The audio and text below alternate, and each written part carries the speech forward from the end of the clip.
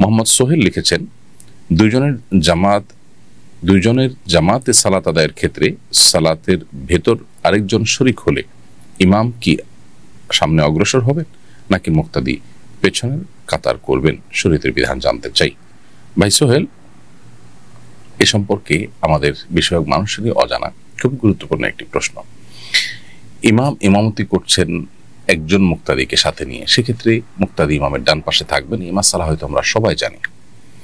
কিন্তু ইমামের ইমামতি চলাকালীন সময়ে অর্থাৎ নামাজের মাঝে যদি কোনো মুসল্লি এসে ইমামের সাথে যুক্ত হন, ডান পাশে মুসল্লির পাশেই অথবা ইমাম সাহেবের বাম পাশে দাঁড়ান, সেক্ষেত্রে ইমাম সাহেব কি করবেন? কারণ একাধিক মুক্তাদি যখন হবে তখন ইমামের কর্তব্য হলো সামনে দাঁড়ানো, মুক্তাদিদের কর্তব্য হলো পেছনে দাঁড়ানো। এখন দুইজন মুক্তাদি হয়ে গেছে নামাজ চলাকালীন। নামাজের শুরু হতে যদি হতো তাহলে তো অবশ্যই ইমাম সামনে দাঁড়াতেন আর মুক্তাদি দুজন পেছনে দাঁড়াতেন। এখন নামাজের মাঝে হওয়াতে একজন ছিলেন, তাকে ডানে রেখে শুরু করা হয়েছে, আরেকজন এসে এখানে যুক্ত হয়েছেন বাম পাশে কিংবা ডান পাশে মুসল্লির সাথেই। সেক্ষেত্রে কি করবেন? এর উত্তর হলো, এ বিষয়ে সহিহ মুসলিমে জাবের রাদিয়াল্লাহু তাআলা থেকে বর্ণিত একটি হাদিসে সুস্পষ্ট নির্দেশনা আমরা পাই। সেটি হলো, জাবের রাদিয়াল্লাহু তাআলা বলেছেন যে তিনি নবী করিম সাল্লাল্লাহু আলাইহি ওয়াসাল্লামের সাথে সালাত আদায় করছেন।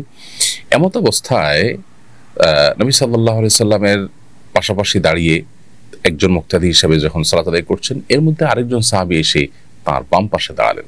তখন নবী করিম সাল্লাল্লাহু আলাইহি ওয়াসাল্লাম তাদের উভয়কে হাত দিয়ে ইশারা দিয়ে এবং ধরে সালাতের মধ্যে যেন আমলের কাছেই না হয় সেইভাবে ধরে নিশ্চয়ই আপনার পেছনের দিকে তাদেরকে ঠেলে দিয়েছেন এবং তারাও ধীরে ধীরে বরাবর পেছনে গিয়ে দুজন একসাথে মিলিত হয়ে দাঁড়িয়েছেন।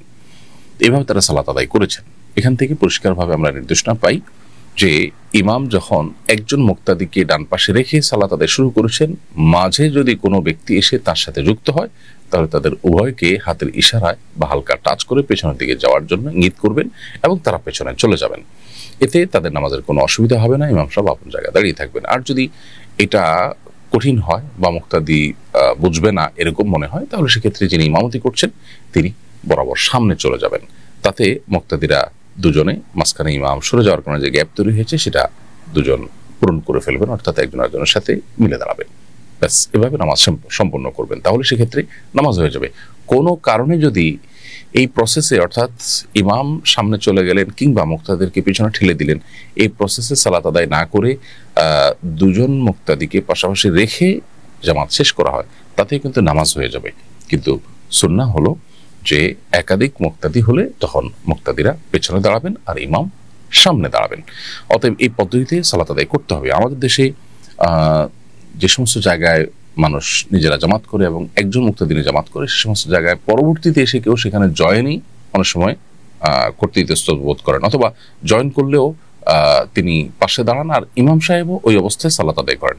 তার সামনে চলে যাওয়া কিংবা মুক্তাদিদেরকে পেছনে ঠেলে দেওয়া, এই বিধানটা আমরা বেশিরভাগ মানুষ জানি না।